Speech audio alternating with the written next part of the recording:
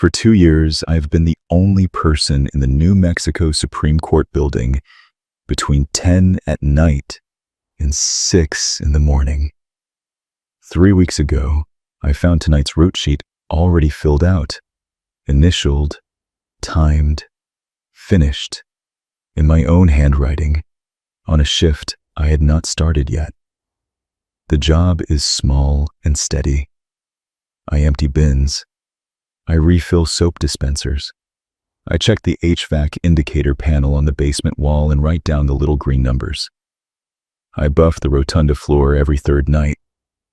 I inspect the bathroom fixtures on all 3 public floors, plus the judge's private washroom on the 2nd floor, which has one of those soft closed toilet seats that somehow still manages to come loose every 90 days. I lock doors behind me. I cut lights behind me.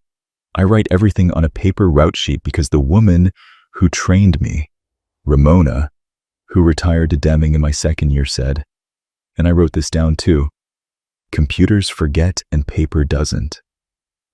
For 2 years, I had no reason to prove her wrong. Then, the paper started remembering things I'd not done yet.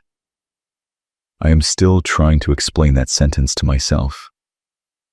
Let me try it the way I would explain it to a cousin in a kitchen at 1 in the afternoon, not the way it feels at 3 in the morning when I'm standing in a waxed corridor with my key ring gone quiet in my hand.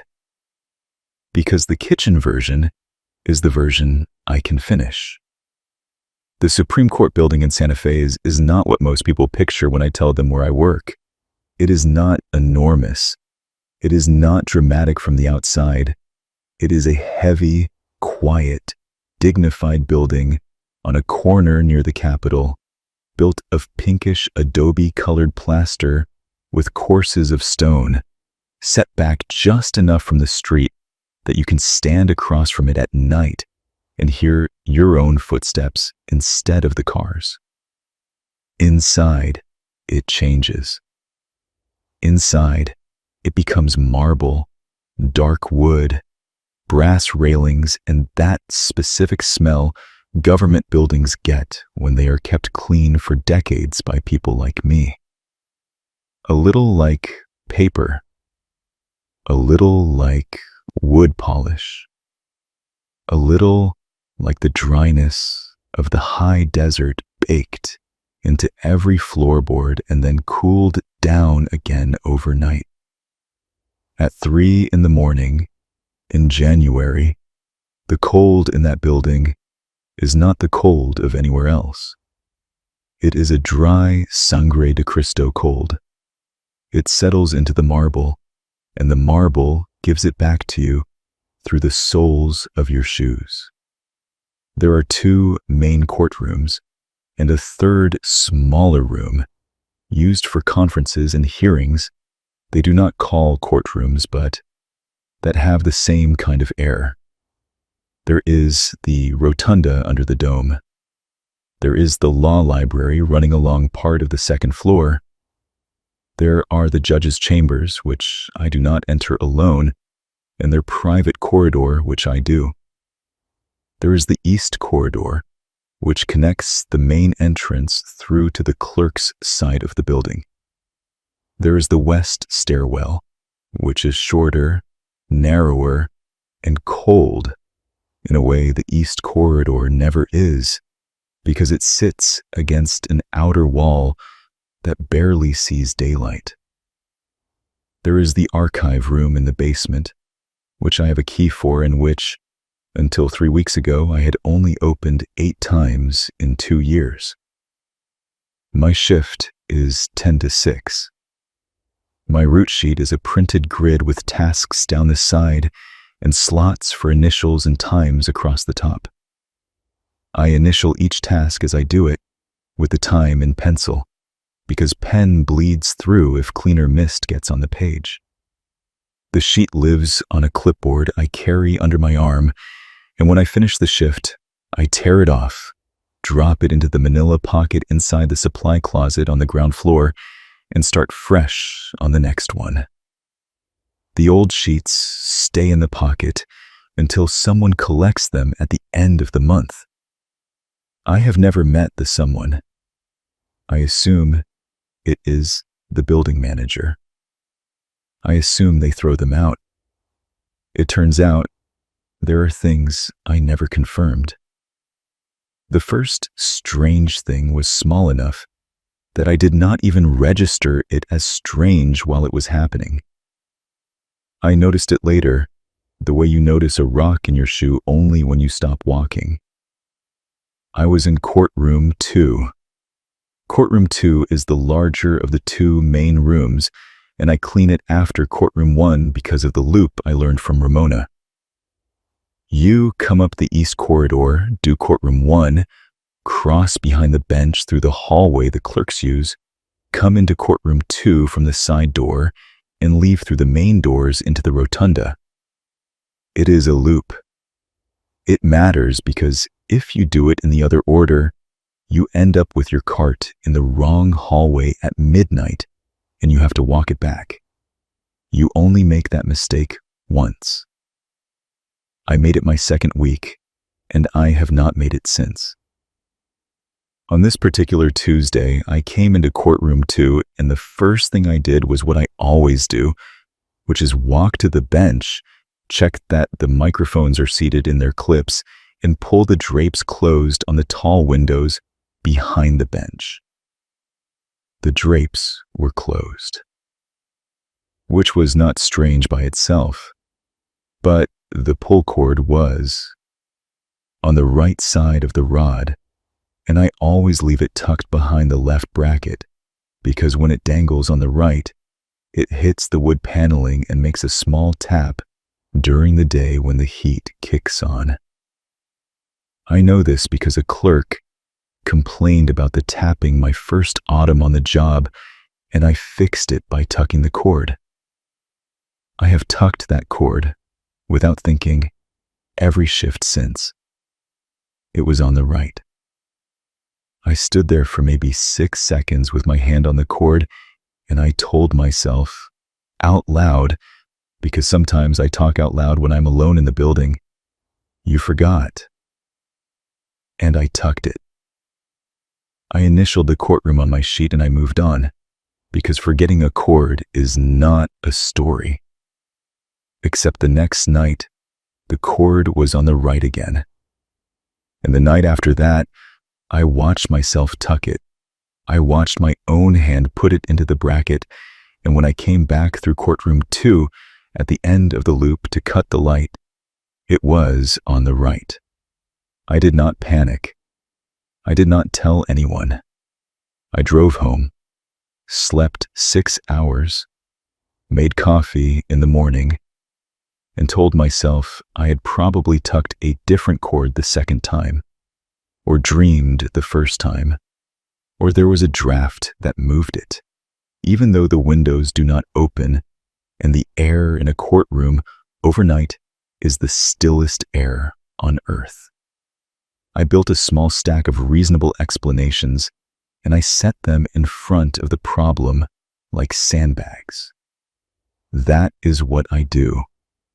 That is what I have been doing my whole adult life with bigger things than drape cords, and it mostly works. What you should understand about me, before this gets any further, is that I am not a person looking for something strange to happen. I am 34. I took this job because I needed steady work after a hard stretch, and I have kept it because I am good at it, and because it asks nothing of me I cannot give. I live in a small apartment on the south side of town.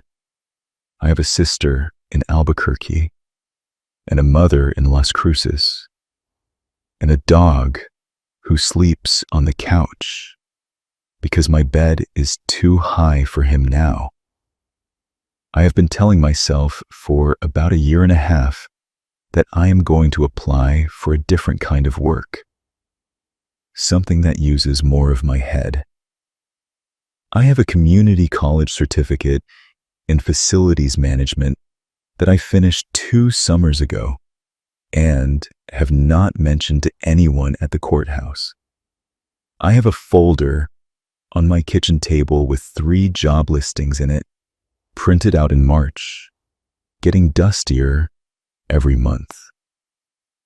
The folder is the point. The folder has been the point for longer than I want to admit. Every night I work this shift is a night I do not have to decide anything about that folder. I tell myself the job is serving me. What is actually true is that the job is the shape I am hiding in. And I think the building noticed. Not in a way that sounds the way it will sound. I do not think the building is alive. I do not think stone and wood and brass have opinions. What I think now is that buildings used for one kind of work long enough develop a grain, like a cutting board, like the dip worn into a stair by the exact weight of every person who ever climbed it. The courthouse has been a place of judgment since before my grandfather was born. The ground under it was a place of judgment before the courthouse existed. 400 years of proceedings. 400 years of the air learning how to listen. I had been in the grain for 2 years. I had been telling myself, night after night, that nothing was changing. I had been, in my quiet way, asking the building to hold me still. I think it did. The second odd thing was the trash in courtroom 1. Courtroom 1 has 3 bins, one behind the bench, one by the jury box, and one at the back near the public seats. I empty them in order. Bench, jury, public. Always. On a Thursday, about 5 nights after the drape cord, I came into courtroom 1 and found the bench bin already empty. A fresh liner inside, tied off the way I tie them, with the little bunny ear knot my mother taught me when I was 8. The jury bin was still full. The public bin was still full. I stood there and I thought slowly, because I did not want to jump to anywhere, that maybe the day cleaner had come through. Except, there is no day cleaner in courtroom 1. I am the cleaner in courtroom 1. Maybe Ramona came back for a shift and nobody told me, except Ramona is retired in Deming and has a bad hip and would not drive up at night to empty 1 bin. Maybe I did it last shift and forgot. Except I had initialed courtroom 1 as complete on the previous sheet, and I could see that sheet in my head because I had torn it off myself. Bench, jury, public, all 3, at 12:47 in the morning. That was the time in pencil. And now there was a full jury bin, a full public bin, and a bench bin that had been emptied since. I emptied the other 2. I tied them with the bunny ear knot. I initialed the sheet. I moved on. Later that night, at the supply closet on the ground floor, I opened the manila pocket where the old sheets live, and I pulled the previous night's sheet out and looked at it. It was mine. It was in my handwriting. The initials were my initials. The times were my times. But the initial next to courtroom 1 was in slightly darker pencil than the rest of the row. It was shaped a little differently. The little tail at the end of the second letter, which I do without thinking, was longer, cleaner, like a version of my handwriting that had been practicing. I looked at that initial for a long time. I held the sheet up under the supply closet light. I compared it to my initials on the rest of the row, and the rest of the row was mine. Sloppy, fast, habitual. The courtroom 1 initial was mine too. Just more. I put the sheet back in the pocket. I finished my shift. I drove home in the dark with the heater on. I did not sleep well. That was the night I started writing things down on a second piece of paper. I know the shape. I watch the same channels you probably watch. I know that at some point in a story like this, a person finds a list taped to the back of a door or slid under a stapler, and the list has rules. And the rules are too specific to be a joke. And the story becomes about what happens when the rules get broken. That is not what happened. Nobody left me a list. There was no old memo in a desk drawer. There was no previous night worker who had figured it all out and warned me. There was just me, a clipboard, a supply closet, and a growing private habit of jotting down anything that felt off on a small, folded square of paper I kept in the inside pocket of my jacket. I wrote in pencil because pencil has always felt more temporary to me than pen, and I wanted what I was writing to stay temporary. I wanted to be wrong. I wanted to throw the paper away in a month, feeling foolish. My first note said, Courtroom 2 drape cord. Right side 3 nights. My second note said, Courtroom 1 bench bin. Done before I got there.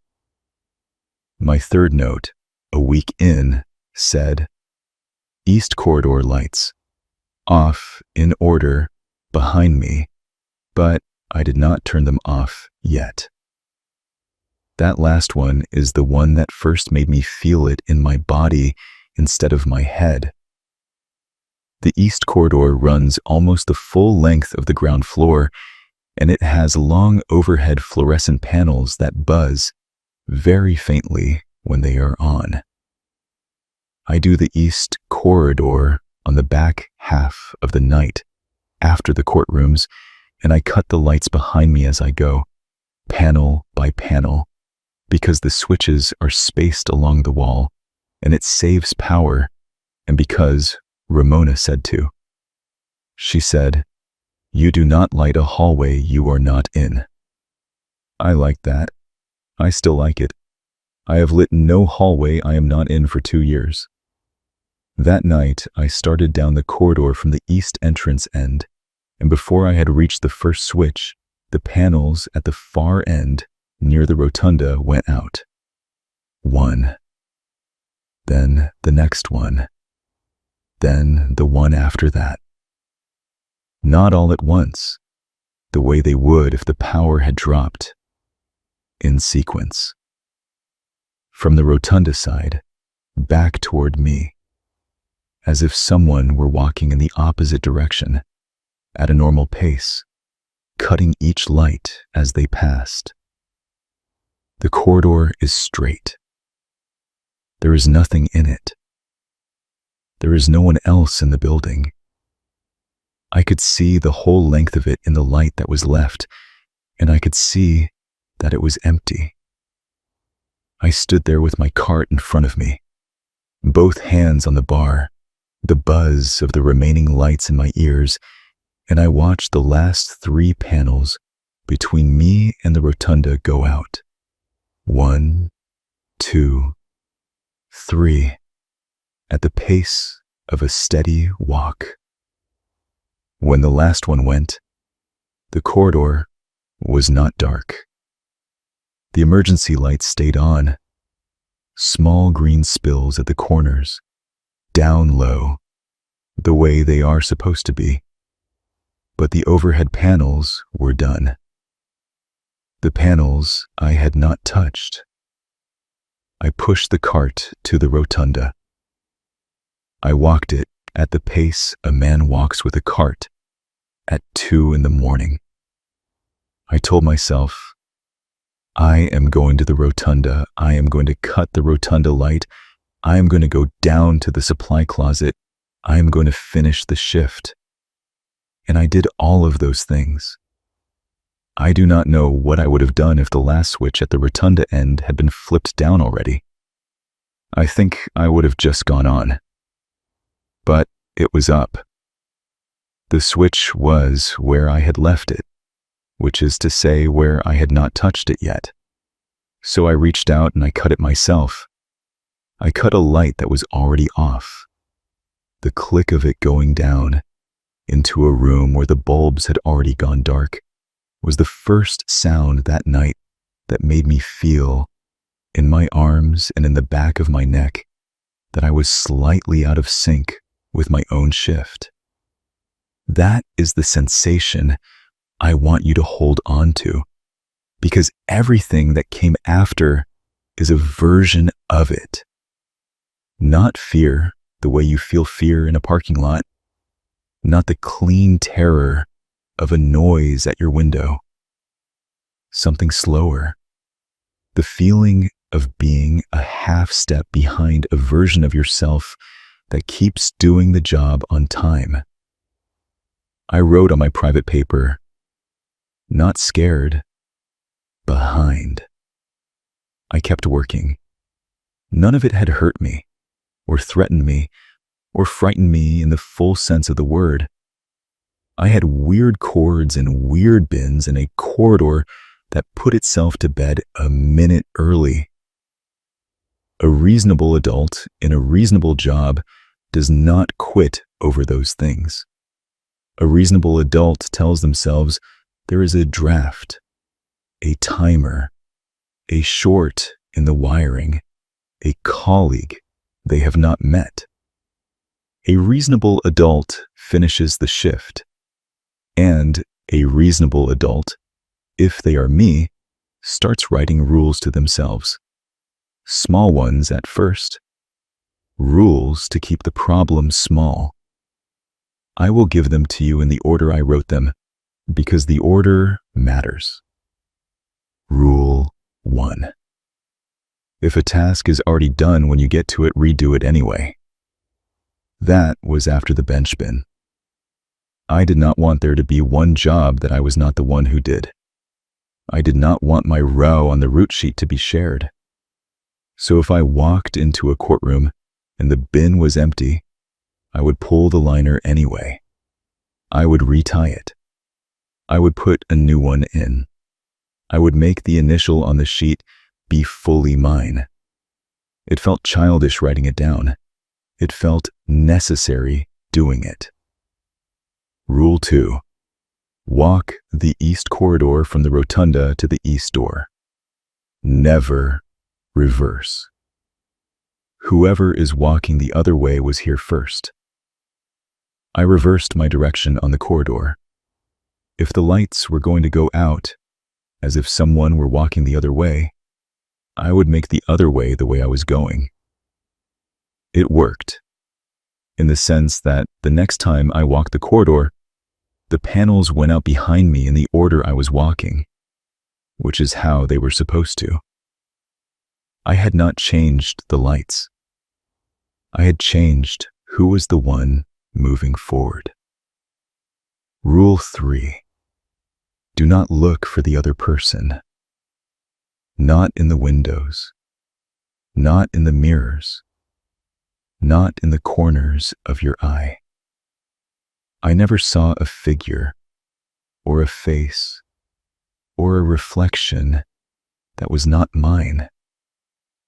What I had for weeks was the sensation that the building was being worked by someone besides me, on almost the same schedule, a little ahead or a little behind, and that if I started trying to catch them at it, I would be changing the job from cleaning to hunting, and I did not want the job to become hunting. I had a dog at home. I had a folder on my kitchen table. I had a life, small and stalled as it was, and I did not want to pour it into looking for someone in a building where, when I stopped looking, there was no one. So I did not look. I walked with my eyes on my work. When I passed the tall windows on the second floor, which throw a reflection of the corridor back at you in the right light, I kept my eyes on the waxed floor ahead. When I passed the mirrors in the bathrooms, I did my check by feel, by habit, by muscle memory. I was being professional. I was being afraid. Both things were true at the same time, which is, I think, the main thing nobody warns you about being an adult. You can be afraid and professional at the same time, and the professional part will keep your hands moving, and the afraid part will keep you from knowing that you are changing. I changed. About 2 weeks into my private rule list, I started to feel, on the nights when nothing odd happened, a kind of calm I had not had in months. A smoothness. I would finish the shift and drive home with the windows cracked even in the cold, humming a little, because I had done my loops and initialed my sheet and followed my rules, and the building had let me.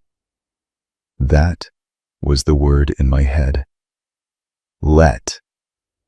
I stopped thinking of myself as the one in charge of what happened in there. I was in a quiet agreement with something, and the agreement was holding. I sharpened my pencil before I left the apartment. I stopped at the gas station on Carrillo's Road for coffee, and I tipped $1 because I wanted the night to go well. By the time the real pressure started, I had talked myself into the shift. Not worried, not wary. Just a man who had found a way to keep a problem quiet by agreeing not to make it worse. That kind of man is the easiest one in the world to push further.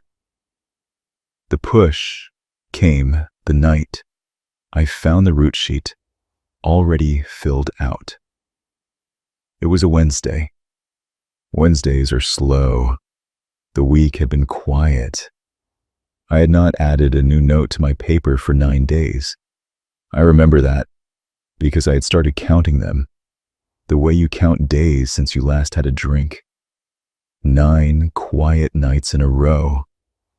I walked in, set my bag in the supply closet, washed my hands at the little utility sink, filled my water bottle, and reached for the clipboard.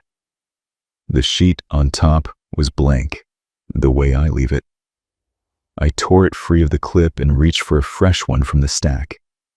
That is when I saw that the sheet under the one I had just taken off was not clean. It was a fresh printed route sheet with tonight's date in the corner. Wednesday the 11th. Every box initialed. Every time penciled in. Courtroom 1 at 12:41. Courtroom 2 at 1:03. East corridor lights at 2:52. HVAC at 4:18. All of it in my handwriting. Not close to my handwriting. In it. With the little tail on the second letter that I had first noticed in the supply closet pocket, but now consistent across the whole sheet, because the whole sheet was the version of my handwriting that had been practicing for a month. Only now, it was not only practicing, it was the handwriting. It was 11:03 in the evening. I had not started. The shift I was holding in my hand had already been completed.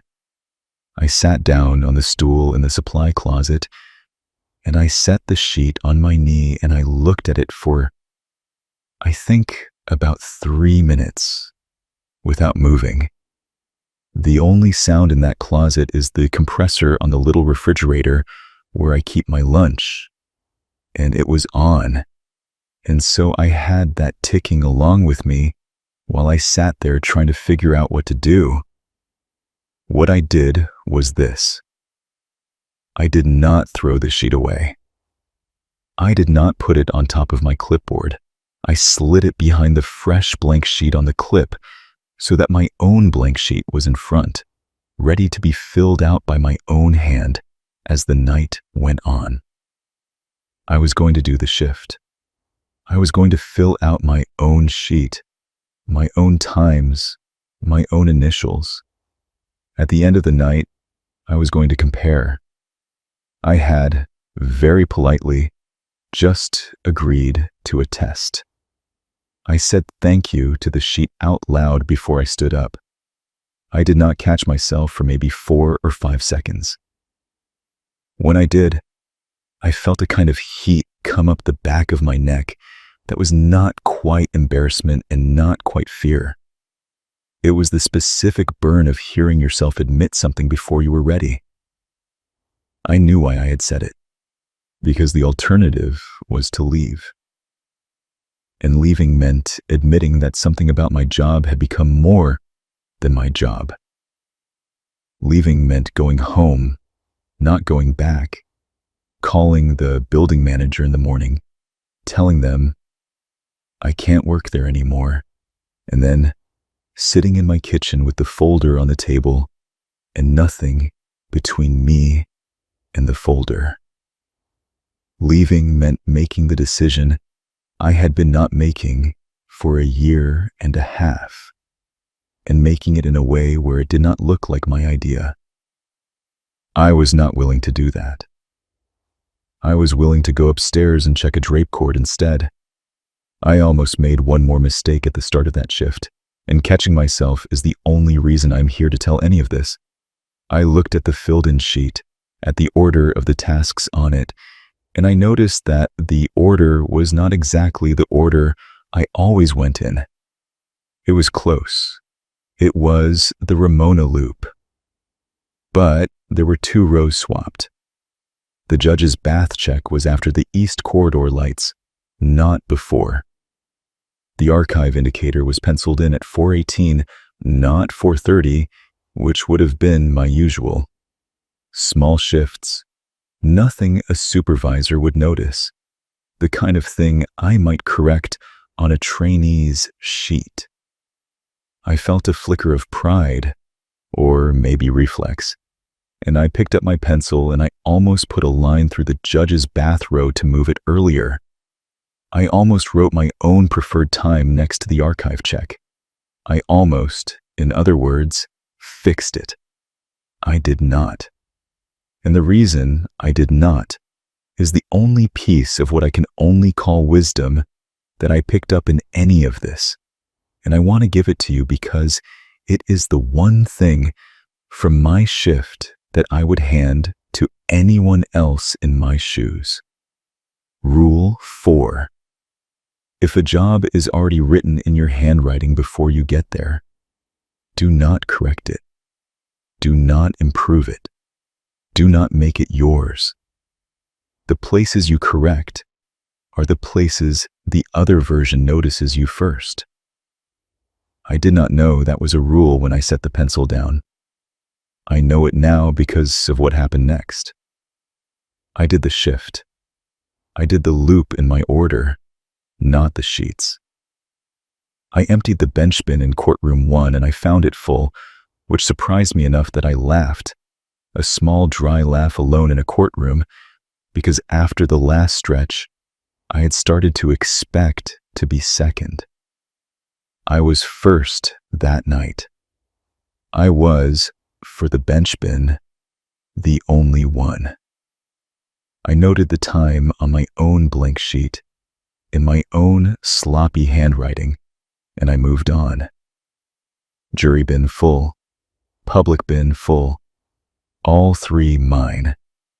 I went through the side door to the back hallway, into courtroom 2, and I checked the drape cord. It was tucked behind the left bracket. I did not touch it. I initialed the row. I moved on.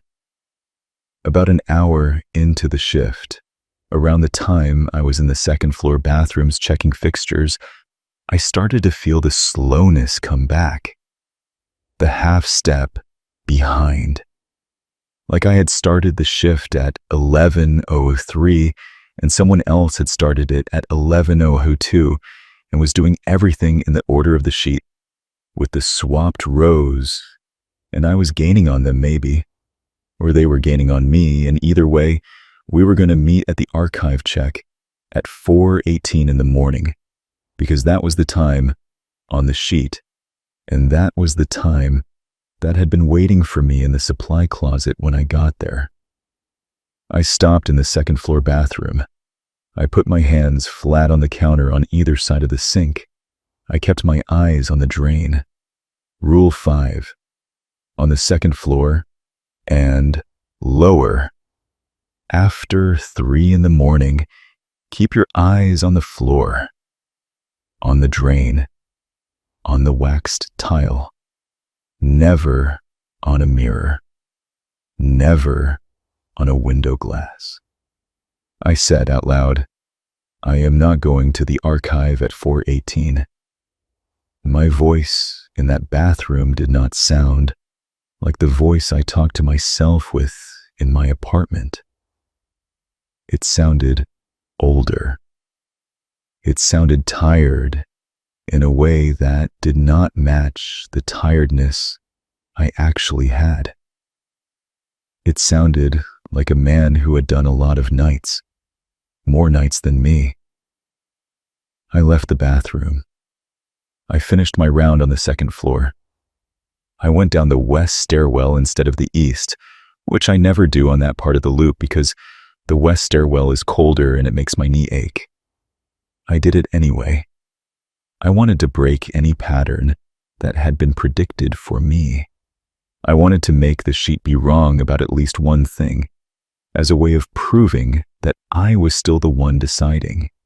When I came out at the bottom of the west stairwell, into the hallway that leads past the archive room, the light over the archive door was on. The light over that door is a small fixture, a single bulb in a metal cage, set into the wall above the lintel. It is controlled by a switch inside the archive room, not outside. You cannot turn that light on from the hallway. You have to go in, flip the switch, and come back out. I have opened that door 8 times in 2 years. I know where the switch is. I know the room is dark until you go in. The light was on, and taped to the door at eye level was a piece of paper. Plain paper. The same paper the route sheets are printed on. Folded once. With a short line of writing on the outside, in pencil, in my handwriting, the practiced version, the one with the long, clean tail on the second letter. The line said, 4:18, please. I stood in that hallway for I do not know how long. The green emergency light spilled across the floor at my ankles. Somewhere above me, on a floor I had already locked, wood contracted against itself, with a sound like a thumb pressed onto a doorframe. I could hear my own breath. I could hear the tick of my keyring against the clip on my belt. I took the paper off the door. I unfolded it.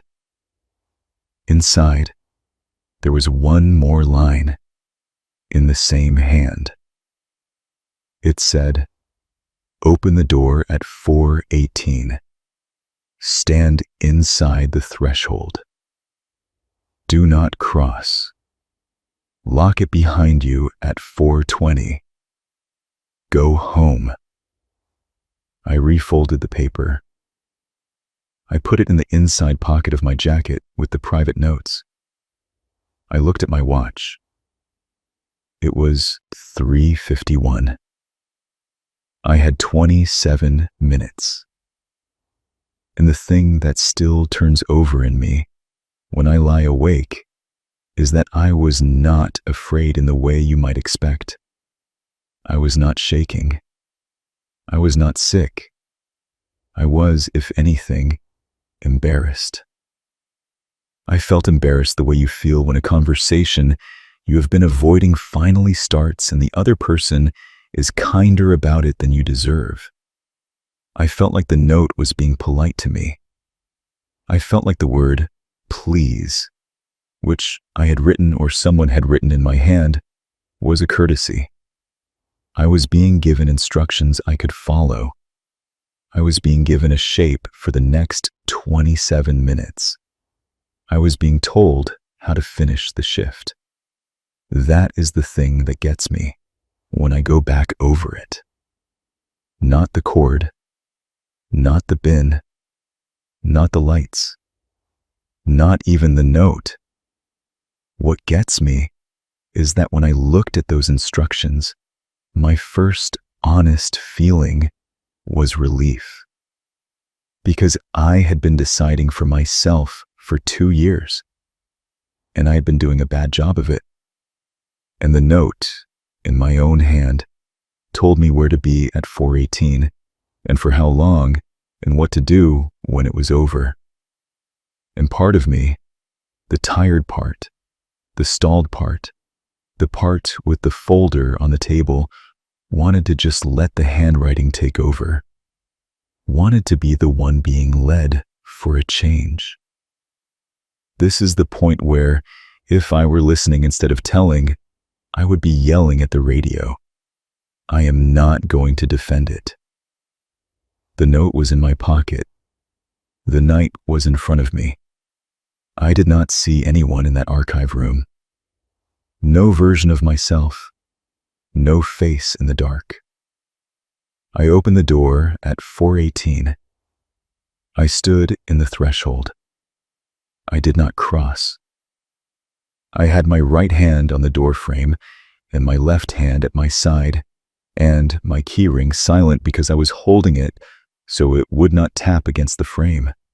The archive room ahead of me was dark, and the air in it was colder than the hallway, the way basements always are, and the air smelled of old paper and a little of the dust that comes off the metal shelves.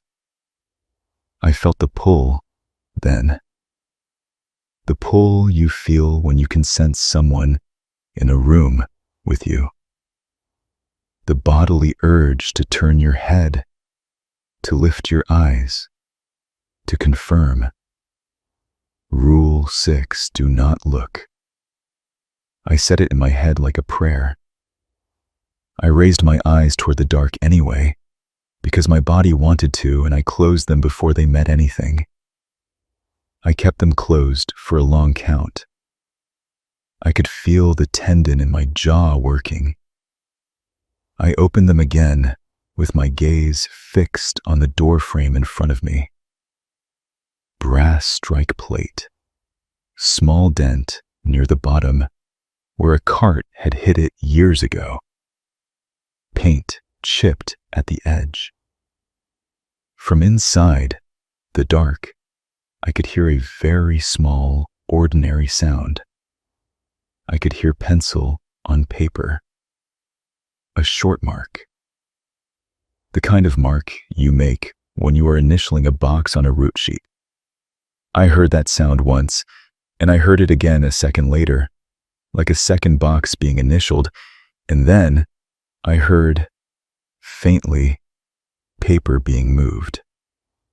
A sheet settling on a clipboard. Maybe the clip clicking. I am not sure about the clip. What I am sure about is the pencil. What I am sure about is that from inside the archive room, someone or something that knew how to sound exactly like someone was finishing the sheet. I stood there and I did not look. The note had told me to stand in the threshold. Stand I did. It was the longest 2 minutes of my life. I counted them. I counted in my head, Mississippi by Mississippi, because my mother had taught me to count that way during thunderstorms when I was small and I did not have a better tool. When I got to 120, I stepped back out of the threshold, pulled the door closed, turned my key in the lock, and walked up the hallway toward the west stairwell. I walked. At the pace a man walks when he has finished a shift and is tired and is ready to go home. I came up the west stairwell and crossed back into the corridor. I had mopped 2 hours earlier. The wax was still tacky in the low light. 2 sets of damp footprints ran the length of it. Mine on the left, another set on the right. Same stride, same pace, 6 feet apart. Both sets going the way I was going. Neither set coming back. I did not stop. I walked between them toward the supply closet. I did not let my eyes drift to the right-hand set. I put one foot in front of the other inside my own prints, which were drying, and I kept my breath steady, and I thought, without quite meaning to, he walked out with me. I clocked out at 6:02. I put my torn-off sheet in the manila pocket. I did not look at the stack underneath it. I did not check to see if tomorrow's sheet was already filled in. I put the clipboard back on its shelf. I turned off the supply closet light. I locked the closet. I locked the exterior door behind me. I walked to my car in the lot. The sky over the mountains was doing that pale blue-gray thing it does before the first color comes in. Somewhere across the neighborhood, someone had started a pinyon fire in a wood stove, and I caught the smell of it threading through the cold, the way it does in that city at that hour, and it steadied me more than I expected it to. My breath was visible. My hands were shaking, a little, now that I was outside. My hands had been fine the whole shift. They did not start shaking until I was in the parking lot. I got in the car. I started it. I let it warm up. I put my hands on the wheel, and I watched the sky over the roof of the courthouse start to take on that first wash of gold, and I thought, it's over. I did what the note said. I did not cross. I locked it at 4:20. I came out. It is over.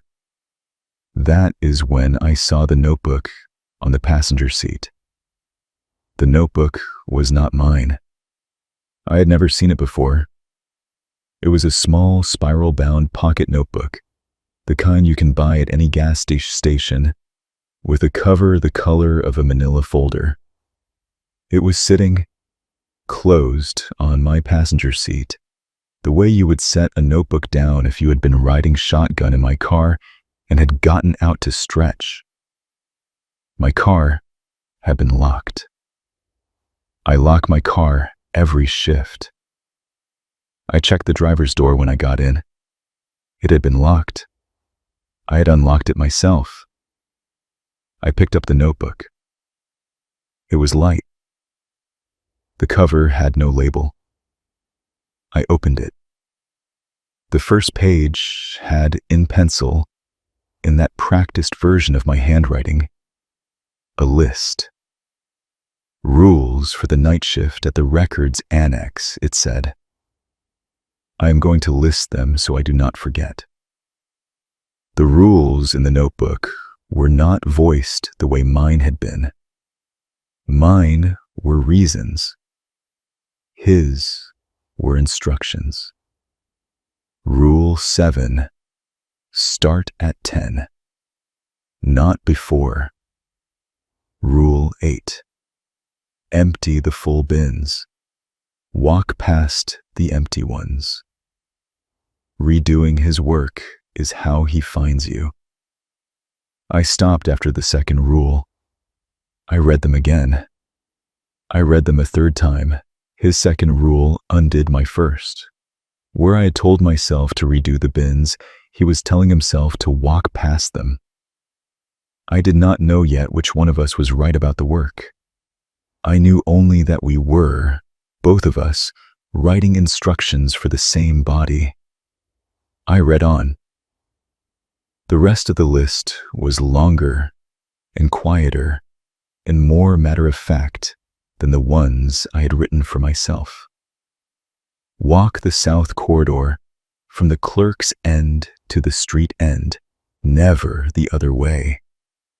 Do not answer when someone speaks your name from inside the archive. You are supposed to be the one on the other side of the door this time. If tomorrow's sheet is already filled in, do not fix the order. When the notebook is in the passenger seat of your car, the job has already started. Go in at 10. I will not read you the full list on this recording because I do not want to be the one who puts it into the world more than once. It was 11 rules long, written in my hand, and the records annex it referred to is a county building on the south side of Santa Fe, a smaller facility, a newer one, a job I have not applied for. I did not know it existed until I got home that morning and looked it up and found that it does exist and that they post, apparently, for an overnight custodial position every year or two, and that the last posting went up 3 days ago, which is to say, the day after I got the filled out route sheet in the supply closet. I have not applied for that job. I have not thrown the notebook away either. It is on my kitchen table, next to the folder. Both of them are covered in the same fine layer of dust now, because I've not opened either one in 2 weeks. I am still working the courthouse shift. I am still doing the loop. I am still tucking the drape cord behind the left bracket, and the cord has stayed tucked for 15 nights in a row. The bench bin has been mine for 15 nights in a row. The east corridor lights go out in the order I walk them. The filled out route sheet has not come back. The note on the archive door has not come back. The building has, in the language I keep using, let me return to the agreement. But the thing I understood in the car, and that I am still understanding, is this. For 2 years, I had been telling myself I was staying in a job. What I had been doing, really, was refusing to start another one. There was a version of me who had already decided to leave. He had applied for the records annex. He had been hired. He was already working a shift in a building I had not yet walked into.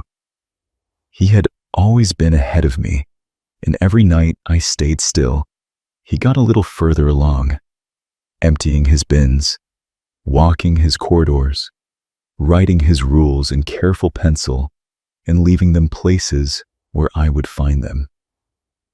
He tried to get my attention. He tried, at the very end, to give me instructions gentle enough that I could follow them without falling apart. 4:18. Please. I had been thinking of him as the other one, as the anomaly, as whatever the building was doing with my shape. I do not think that is what he was. I think he was the part of me that kept moving, and I was the part of me that stayed still. And we had been running on almost the same schedule in almost the same building for 2 years. And the place we work, the grain of it, the centuries of judgment and record keeping had finally thinned enough between us that he could put a note on a door and a notebook and a car and a list of rules in my hand. He is still ahead of me. He is working the records annex tonight, I think, or some other building I will find out about later. He has already filled in tomorrow's sheet somewhere. He is fine. He is the version of me that is fine. The version of me sitting at this table with a folder on one side and a notebook on the other is the version that stayed still. And I can feel now, in the way I could not feel 3 weeks ago, how still I am, how still I have been, how much of my life I have spent waxing a floor I already knew the pattern of to keep from walking into a room I did not. I do not know what happens when he gets far enough ahead. I do not know if there's a distance, a number of nights, at which he stops waiting for me. The notebook on my table may have a shelf life. I may go into the courthouse one night and find the drape cord on the right side of the bracket and the bench bin already empty in a hand less and less like mine, and the east corridor lights going out in an order I cannot match. And I will understand that he has given up on me and taken the shift for himself. I do not know which of us the building is waiting on. I know that I still have not opened the folder. I know that the notebook is still on the table. I know that the courthouse is quiet tonight because I am not in it yet. I am sitting at my kitchen table with the afternoon light on my hands, and my dog is asleep on the couch, and my key ring is on the counter by the door.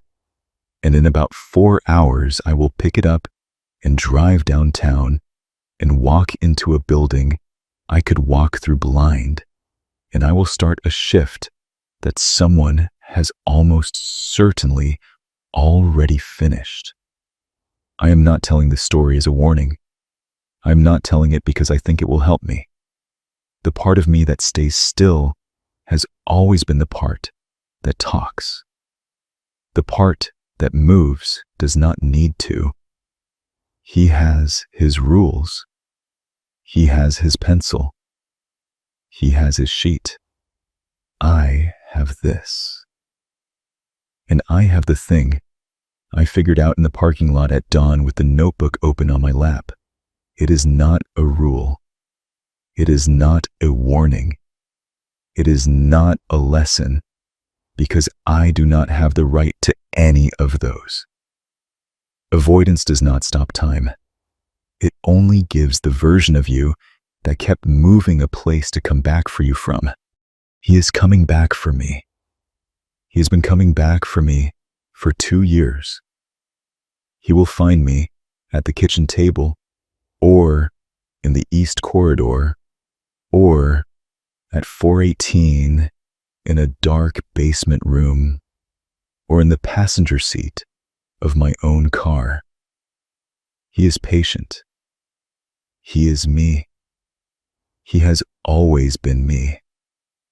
And when he finds me, I think I will recognize him the way you recognize a face in a window at night, and realize a second later that it is your own. That is the whole story. I am going to finish this coffee, and I'm going to put my jacket on, and I'm going to go to work. The drape cord will be tucked behind the left bracket, the way I leave it. For now.